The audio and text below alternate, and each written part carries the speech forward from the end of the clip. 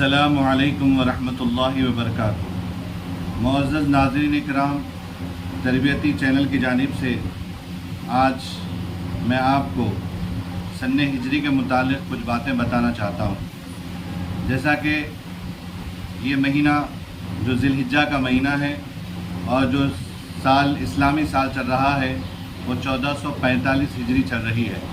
انشاءاللہ عز و جل جیسے ہی محرم الحرام کا چاند نظر آئے گا، ہجری یعنی مہینہ بھی تبدیل ہو جائے گا اور ساتھ ساتھ سال بھی تبدیل ہو جائے گا، یعنی اسلامی سال کا آغاز محرم الحرام کے مہینے سے ہوتا ہے۔ اکثر دیکھا جاتا ہے اسلامی بھائیوں کو عیسوی کے بارے میں بڑا اچھا یاد رہتا ہے، جیسے ہی 2023 چلا گیا، 2024 یعنی ہر بچے کو، بڑے کو، سب کو یہ سال کا اندازہ لگتا ہے، لیکن اسلامی سال کے بارے میں اور اسلامی تواریخ کے بارے میں ہم بہت ہی دور ہیں۔ تو معزز سامعین، ہمیں چاہیے کہ اسلامی سالوں کے بارے میں کب شروع ہوتا ہے، کب ختم ہوتا ہے اور کس طرح اس کا آغاز ہوتا ہے، اس کا جاننا بہت ضروری ہے۔ تو اسی کے متعلق چند باتیں آپ کے گوشے گزار کرنا چاہتا ہوں۔ اسلامی سال کو کہا جاتا ہے ہجری، یعنی ہجری یہ 1445 ہجری چل رہی ہے۔ انشاءاللہ عز و جل جیسے ہی چاند نظر آ گیا 1446 ہجری شروع ہو جائے گی انشاءاللہ عز و جل۔ محرم الحرام اسلامی سال کا پہلا مہینہ ہے، اور ہجرت نبی پاک صلی اللہ تعالیٰ علیہ وسلم جب مکہ شریف سے مدینہ المنورہ کو ہجرت کیے تو اس کی مناسبت سے ہجری کا آغاز ہوا، یعنی اسی سال کو دیکھ کر شمار کیا گیا ہجرت کا۔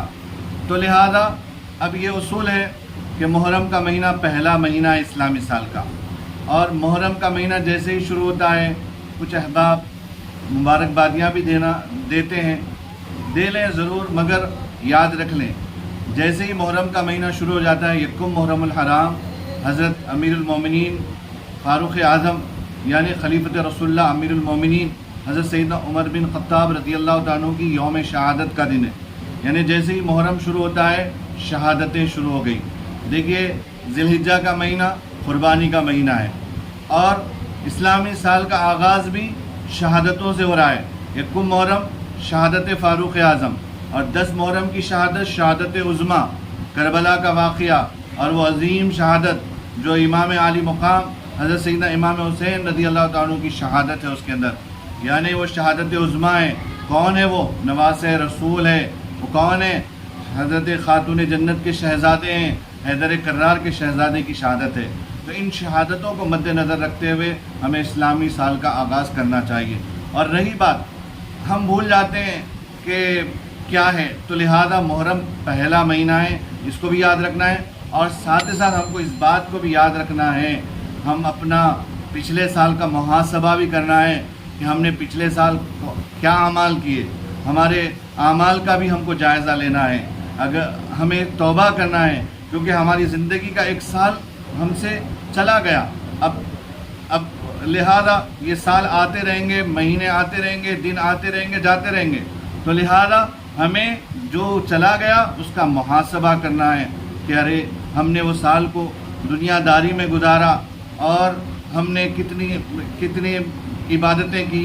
بہرحال یہ سارے محاسبے ہم کو کرنا ہے اور توبہ کرنا ہے بارگاہ رب العزت میں، اور پھر اس کے بعد آگے کے منصوبے بنانا ہے کہ انشاءاللہ عز و جل جو آنے والا سال ہے ہم اس کے اندر عبادت کریں گے، ہم اس کے اندر خوب ذکر و اذکار کریں گے، اور تہیہ کر لیں ہم کہ نماز کو کبھی ہم قضا نہیں کریں گے۔